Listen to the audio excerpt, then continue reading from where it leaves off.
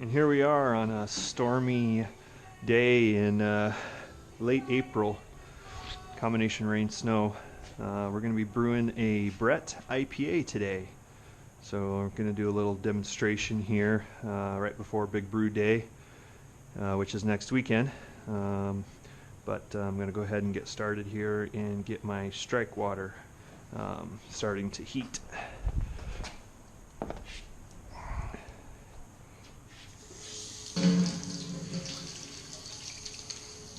Important to filter your water.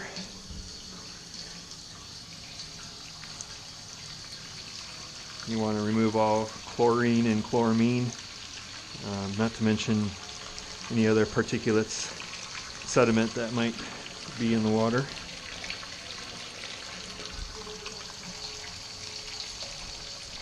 We'll let that go. We're aiming for 4.22 gallons of initial strike water. Get propane going here.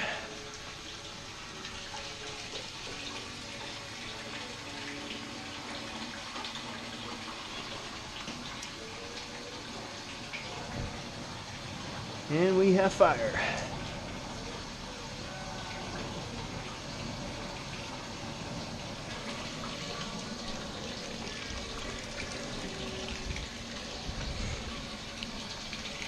Got a homemade hot liquor tank here with the sight glass, which makes it kind of nice. Internal etch marks would also work just as good, but this one I built myself. And the only bad thing about this is that the minimum mark is 4.5 gallons, so I'm actually going to have to go a little bit lower, but the dead space in this kettle is about a gallon, so actually I'm going to be filling to 5.22 gallons, so should be right up in this area here.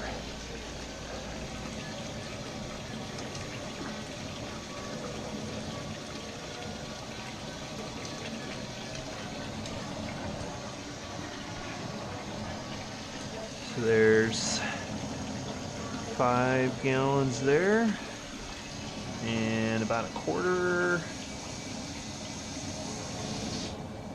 is 5.22, close enough. So we're going to let that warm to our initial strike temperature of 165.7. So we'll let that warm up, and then we'll start mashing.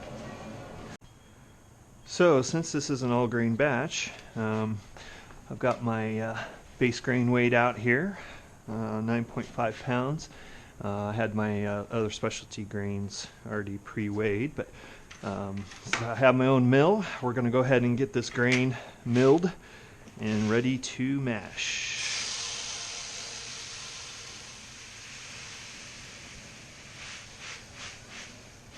This is the freshest possible way to get your grain for brewing, but it's also perfectly fine to get your grain crushed at your local homebrew store.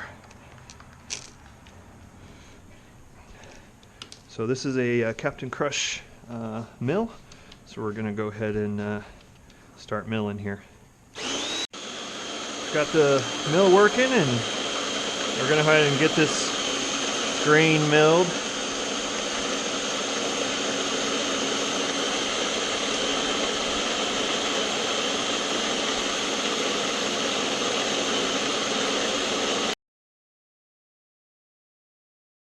Okay, we've got our strike water that's heated up. We're a little bit over, but it's pretty chilly, so we're going to have some temperature loss through the tubing and the pump. Fortunate enough to have a pump, which makes things pretty easy and is almost required when you start doing larger batch sizes such as 10 gallons.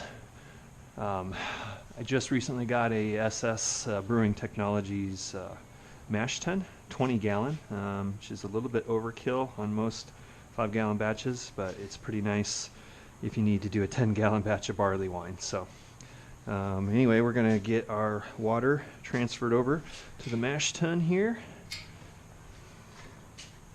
And I'm going to throttle this back because this has a very small opening when this comes out. And you can see the water coming in there. We are looking for 4.22 gallons of water.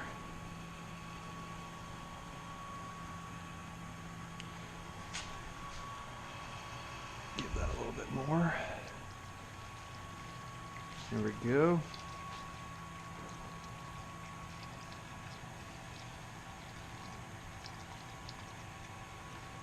Pretty much you're going to always want to try to overshoot your strike water temperature, especially when you're doing infusion mashes, because it's pretty hard to add heat if you're not up to your desired strike temperature. But you can add ice cubes pretty easily to bring the temperature down. So as a rule, I always overshoot my strike temperature at least by 5 degrees on a cold day like today. I'm upwards of 10 degrees higher than my initial strike temperature. So as we got more liquid in here, we can turn this valve fully open. And we're coming up on 3 gallons there. We got some internal etching on this mash tun, which is nice. Recently upgraded from a cooler setup, which many brewers use and works well. I just decided to go with an all stainless setup. Coming up on 4 gallons there with the rocking back and forth. I think I'm going to go ahead and call it right there and see where we're at. And it could actually go a little bit more. We're right about 4 gallons there.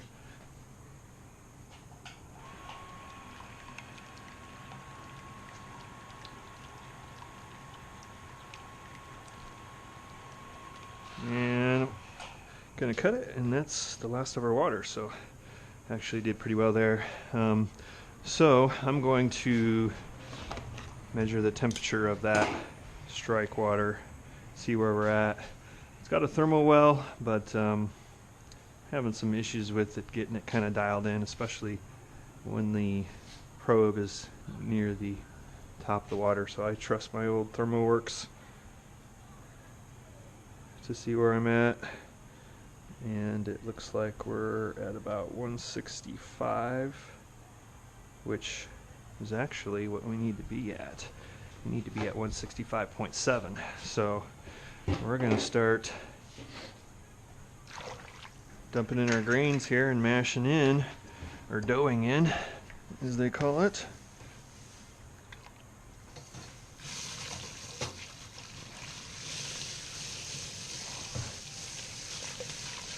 This wire whisk makes it pretty easy to get dough balls mixed up and the grain thoroughly wetted.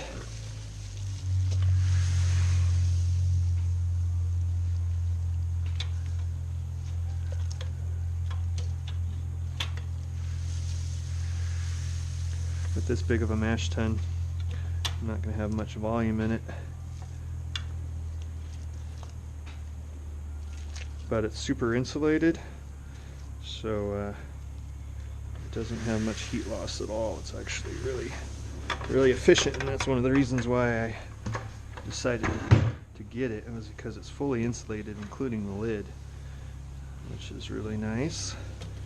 Similar to a cooler, and it's built and designed for infusion mashing,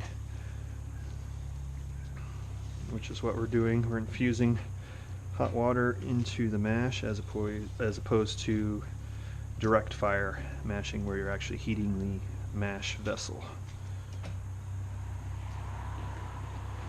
So we can see we've got our grains here pretty thoroughly wetted, but got to make sure there's no dough balls and chunks in there.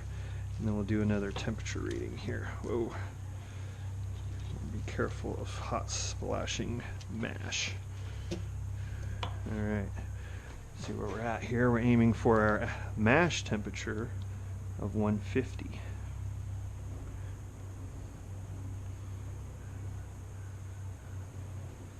And we are actually about right on target. We're showing about 152, which is good, so we'll give that a little bit more stirring here and bring that temperature down. And of course there is going to be some drop. Even though this thing is very efficient, there's going to be a small amount of heat loss during a 60-minute mash is what we're going to be doing today. So try to get everything uniform and consistent through the mash so it's got a nice even temperature.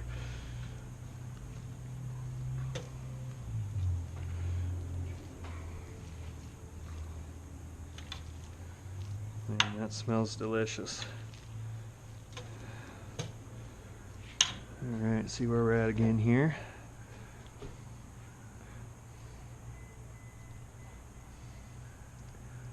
And we're about right on target here.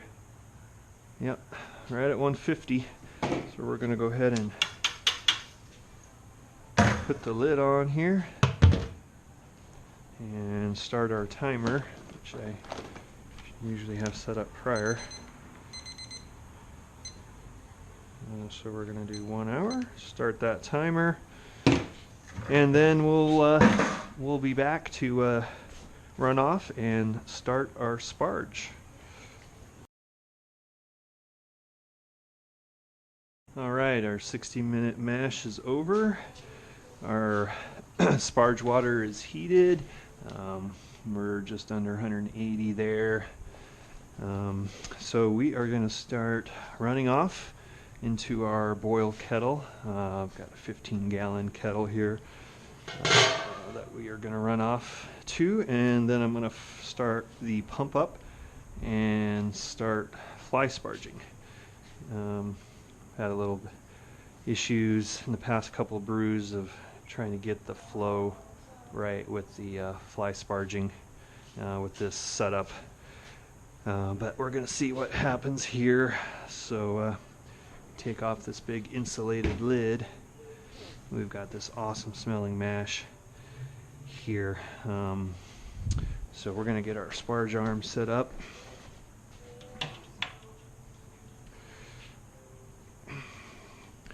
And since it's so low volume, I'm going to try to stick this sparge arm down as far as I can here. Just because try to minimize really big splashing. That's about as we're going to get. So I'm going to start the pump up here.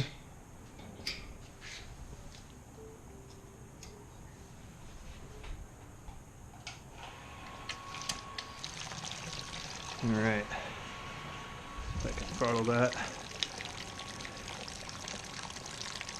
a little bit, we're going to start our sparge water, and got some grain that I want to kind of rinse on the side of the mash vessel here, so kind of get those grains rinsed down there.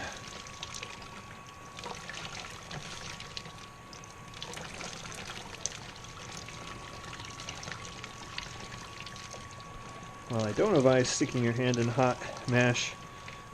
These are some pretty heavy-duty gloves specifically for brewing, and little short bursts like that are safe. So I'm going to start running off into a pitcher here so I can catch the grains that come through at the very beginning, and adjust my flow, because I don't want to run off too fast.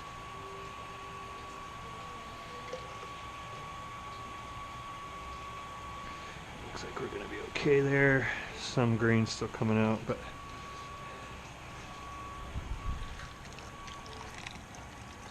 And we're gonna pour this back, recirculate here.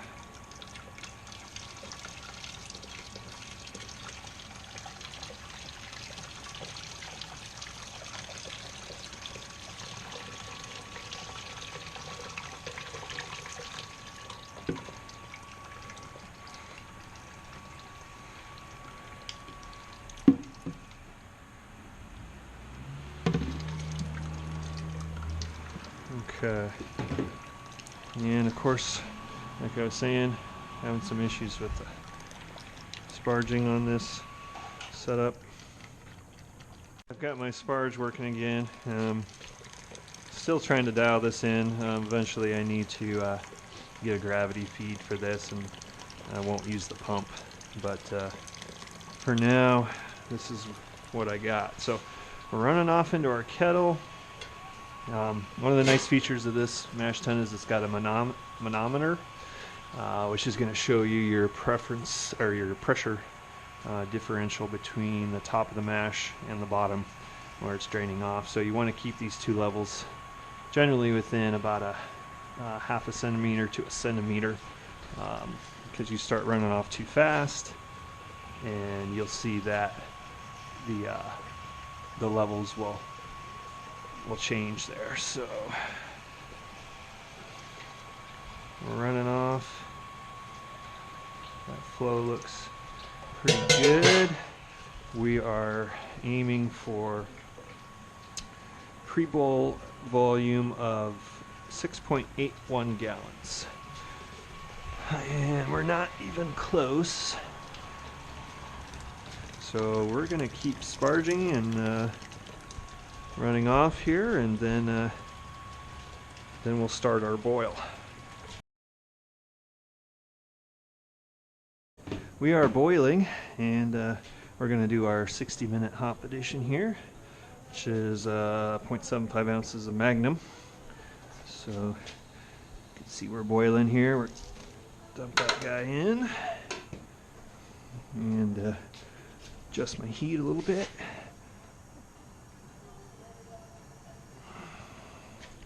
So we are boiling, doing a 60-minute boil. Several hop additions since this is an IPA. Got a 60-minute, a 30, some nutrient and some Whirlflock at 10 minutes. And then at Flame Out we've got Chinook, Delta, and Citra. A bunch of different hops. And this is going to be a Brettanomyces primary IPA. So something new and interesting that I've never brewed before. But got a yeast starter that I've built up. So I have a big healthy pitch of Brett Trois, which is known for its tropical kind of citrus notes, and I guess it's a good strain to use for a primary ferment. So we're going to let that boil, and next hop addition's at 30 minutes, and we'll continue from there. All right, we got about 15 minutes left in the boil, so we're going to drop in our immersion chiller to just get that kind of pre-sanitized. You could certainly throw that in later. I just kind of have a routine of throwing it in at 15 minutes. So we've done our 60-minute, our 30-minute addition. We've got a big slew of hops going in at Flame Out, so we're going to get those ready. Yeah, then we'll start chilling, and once we're chilled down, then we'll pump over to Carboy. So, okay, we are coming up on Flame Out, where we're going to turn our immersion chiller water on, kill the flame,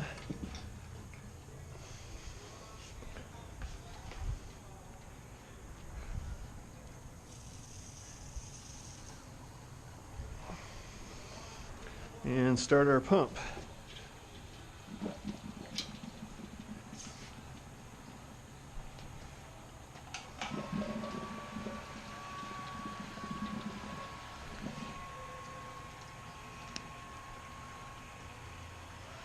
Looks like we got our pump going there. We've got our hot water here going into our mash tun with some PB dub for cleaning. Nice hot water for cleaning. And we've got our whirlpool, which we've started. And we're throwing in our flame out hops. So we're going to let that whirlpool chill, combination whirlpool chiller, and then when we get down to about 70, we'll kill the pump, we'll let it settle, and then we'll transfer it to the carboy. So we're going to let this chill. We've chilled down, and we've let it settle a little bit, and now we're going to transfer it to the carboy here. So let's go ahead and dump out our, find a little bit of star sand.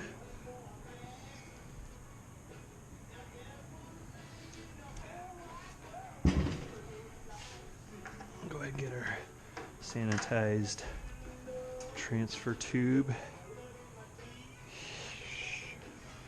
Sanitation, very important, of course, on the cold side of brewing. So yeah, we've got tube set. We're gonna crack our pump open here, and we're gonna start our pump.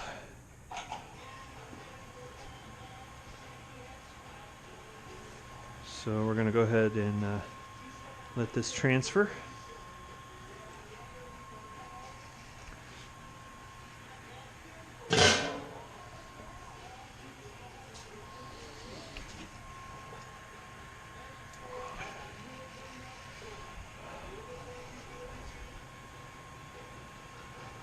Go ahead and let that transfer over, and then we'll be aerating with pure oxygen, and then we'll pitch our Brett. We've transferred into the carboy, and now we are getting ready to aerate. We're going to aerate with pure oxygen, and of course sanitation again, very key. So we want to make sure everything is sanitized. And in this case I'm using a sintered stone, and that's been soaking in some star sand. I'm going to go ahead and put that in, and we are going to shoot it with pure oxygen for about a minute. That way this is going to be a real easy way to aerate your beer before you pitch. And Brett is a little bit different than your typical Saccharomyces. You actually don't want a ton of oxygen with Brett, because that's going to encourage a lot more growth, and it's going to produce some more estery kind of, off flavors, kind of the more typical Brett characteristics of, kind of horsey and barnyard and things like that. So I'm going to shoot it with about maybe 30 seconds of oxygen. I'm going to go a little bit lighter than I normally would. And we'll go ahead and take that out, dump that back in some sanitizer, and then I'm going to go ahead and flame the lips of the carboy and the yeast starter, which in this case was the Brett starter. So I'm going to go ahead and flame the lips just to make sure everything is sanitary. And we got our flask here, and we'll call that good. And we'll swirl this up.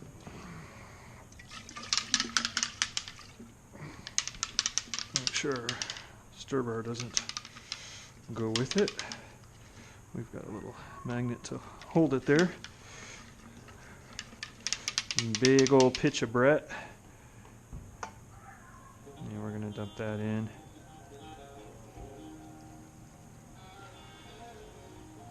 Typically I'll decant the starter liquid if it's a larger starter. In this case I stepped it up a couple of times, and it was a little over a liter, and I was a little short on my volume on this batch, so this will kind of make up a little bit for the volume. So there we go, we've got our culture dumped in. We're going to cap that off with a sanitized stopper.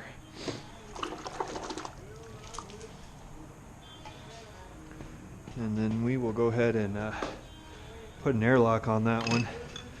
I don't imagine that's going to be a super active primary ferment, so I don't think we're going to do a blow-off tube on this one. And it's not a super high gravity beer. Came out about 1058 or so. So it's going to be around 6%.